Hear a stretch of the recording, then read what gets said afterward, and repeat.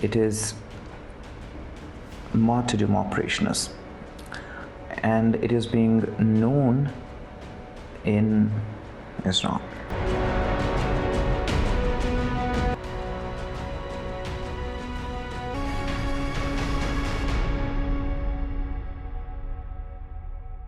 दस नवंबर को जो धमाका दिल्ली में हुआ था उसने पूरे देश को हिलाकर रख दिया था। यह हमला फरीदाबाद टेरर मॉड्यूल के फिदायीन डॉक्टर उमर ने किया था। वो खुद भी मारा और कई बेगुनाहों की जान भी ले गया। लेकिन अब इसका एक नया वीडियो सामने आया है जिसने पूरी कहानी को उलझा दिया है। ये वीडियो उमर ने हमला करने से पहले खुद रिकॉर्ड किया था और इसमें ऐसे सुराग मिले हैं कि दिल्ली ही नहीं बल्कि देश के कई और हिस्सों में सीरियल ब्लास्ट का प्लान बना हुआ था। यानी उमर ने तो अपना हमला कर दिया, लेकिन उसकी टीम, उसके फिदायीन ग्रुप के बाकी आतंकी अपने टारगेट पर हमला करने में नाकाम रहे। जांच एजेंसियों को शक है कि उमर की फिदायीन टीम में 22 आतंकी शामिल थे और सबसे खतरनाक बात, इन सभी को खुद डॉक्टर उमर ने ट्रेनिंग दी थी। अब सबसे बड़ा सवाल यही है कि ये 22 लोग आखिर हैं कहां? क्या ये किसी भी वक्त दिल्ली में दोबारा हमला कर सकते हैं? देश भर में छापेमारी चल रही है, कई लोग पकड़े गए हैं और उनसे पूछताछ भी हो रही है। लेकिन फोकस सिर्फ एक चीज पर है, उमर का फिदायीन दस्ता। क्योंकि कार ब्लास्ट करने वाला उमर सिर्फ एक आतंकी नहीं था, वो इस पूरे मॉड्यूल का चीफ था। उमर ने जिंदगी में डॉक्टर बनने का सपना देखा था, लेकिन उसके अंदर छिपा जहर उसे एक आतंकी बना गया। हमले से पहले रिकॉर्ड किए गए उसके वीडियो में साफ दिखता है कि वो जिहाद के नाम पर फिदायीन हमले को सही ठहराता था। वीडियो अंग्रेजी में था, मतलब साफ है ये किसी बड़े मकसद के लिए रिकॉर्ड किया गया था। जांच में पता चला है कि जैश ए मोहम्मद के इशारे पर फरीदाबाद टेरर मॉड्यूल तैयार हुआ था। सुरक्षा एजेंसियों को चकमा देने के लिए डॉक्टरों को फिदायीन बनाया गया, क्योंकि इससे पहले डॉक्टरों को कभी आत्मघाती हमलों में इस्तेमाल नहीं किया गया था। वैसे ये है उमर के साथी डॉक्टर, यानी कि जो उसके साथी थे जिनको पकड़ा गया है। Doctor Adil Majid, doctor Muzammil Shakeel, doctor Shaheen Syed, doctor Umar un Nabi. और उमर तो अपने मिशन में कामयाब वैसे हो गया, लेकिन उसके कई साथी अब जेल में हैं। फिर भी उसके 22 फिदायीन अब तक गायब हैं।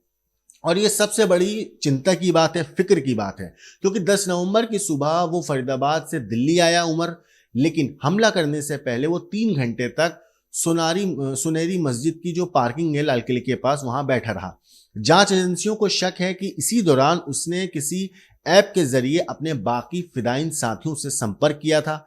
उसकी प्लानिंग थी कि दिल्ली में कई जगहों पर एक साथ धमाके हों, लेकिन फरीदाबाद मॉड्यूल के पकड़े जाने से बाकी हमले रुक गए।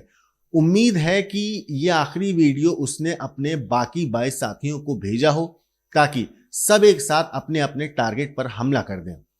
पूछताछ में दोस्तों ये भी पता चला है कि 6 दिसंबर को बड़े पैमाने पर आतंकी हमले की तैयारी थी, लेकिन मॉड्यूल के एक्सपोज होने की वजह से बाकी फिदायीन हमले रुक गए। जांच टीमें अब दबिश दे रही हैं। अब doctor Danish, doctor Adil, doctor Muzammil और डॉक्टर शाहीन से लगातार पूछताछ हो रही है। उमर की डायरी भी खंगाली जा रही है, जिसमें उसने अपने 22 फिदायीन साथियों को हिट लिस्ट दी हुई थी। कहाँ धमाका करना है, कब करना है, सब लिखा मिला है। उमर मारा जा चुका है, लेकिन उसके 22 फिदायीन अभी भी बाहर घूम रहे हैं। जब तक वो पकड़े नहीं जाते, दिल्ली और देश के कई हिस्सों पर फिदायीन हमले का खतरा बना रहेगा। रिपोर्ट्स के मुताबिक 10/11 दिल्ली यानी दिल्ली ब्लास्ट के बाद अल-फलाह यूनिवर्सिटी पर पूरे देश की भी नजर है, क्योंकि किसी ने सोचा भी नहीं होगा कि एक यूनिवर्सिटी की कनेक्शन पाकिस्तान के आतंकी संगठन जैश ए मोहम्मद से जुड़ेगा। किसी ने सोचा भी नहीं होगा कि दोस्तों एक यूनिवर्सिटी में पढ़ने वाला डॉक्टर दिल्ली में लाल किले के पास फिदायीन हमला करेगा। किसी ने दोस्तों ये सोचा भी नहीं था कि फरीदाबाद की अल-फलाह यूनिवर्सिटी में पढ़ने वाला एक डॉक्टर 2900 किलो विस्फोट सामग्री अपने पास इकट्ठा करेगा और इसी यूनिवर्सिटी की एक डॉक्टर के तार जैश ए मोहम्मद की महिला विंग से जुड़े होंगे। लेकिन ये सब समय आया और पूरे देश को हैरान कर गया, समय पे पता चल गया। अब एक तरफ तो जांच एजेंसियां दिल्ली ब्लास्ट से जुड़े आतंकी साजिश की पूरी सच जो है उसका पूरा सच खंगालने में जुटी हुई हैं। दूसरी तरफ अल फलाह यूनिवर्सिटी के अंदर क्या क्या चल रहा था, क्या यूनिवर्सिटी से आतंक को फंडिंग की जा रही थी, इसका भी पता लगाने में जुटी है। ऐसे में अल फलाह यूनिवर्सिटी के दिल्ली में ओखला मुख्यालय और उसके जुड़े 25 ट्रस्टियों के ठिकाने पर ईडी की टीम ने छापेमारी की है। अल फलाह यूनिवर्सिटी के ओखला हेडक्वार्टर पर ईडी रेड की तस्वीरें आप देख सकते हैं, कैसे पुलिस और स्पेशल फोर्सेस ने हेडक्वार्टर को घेर रखा है। ईडी की टीम फरीदाबाद में अल फलाह यूनिवर्सिटी के कैंपस भी पहुंची है। यहाँ भी जो दरवाजे हैं खंगाले जा रहे हैं, दस्तावेज पूरे चेक किए जा रहे हैं। ये एक्शन अल फलाह यूनिवर्सिटी से जुड़ी वित्तीय अनियमितताओं, शेल कंपनियों के इस्तेमाल, फर्जी लेन देन और मनी लॉन्ड्रिंग की जांच का हिस्सा है। रिपोर्ट्स के मुताबिक अल फलाह ट्रस्ट और उससे संबंधित कई संस्थानों की भूमिका खंगाली जा रही है। यूनिवर्सिटी में आर्थिक मामलों की जिम्मेदारी संभालने वाले लोगों तक भी जांच एजेंसियां पहुंच चुकी हैं। आपको बता दूं कि छापेमारी के दौरान अधिकारियों ने अल फलाह यूनिवर्सिटी से जुड़ी 9 संदिग्ध शेल कंपनियों की गतिविधियों को जांच के दायरे में लिया है।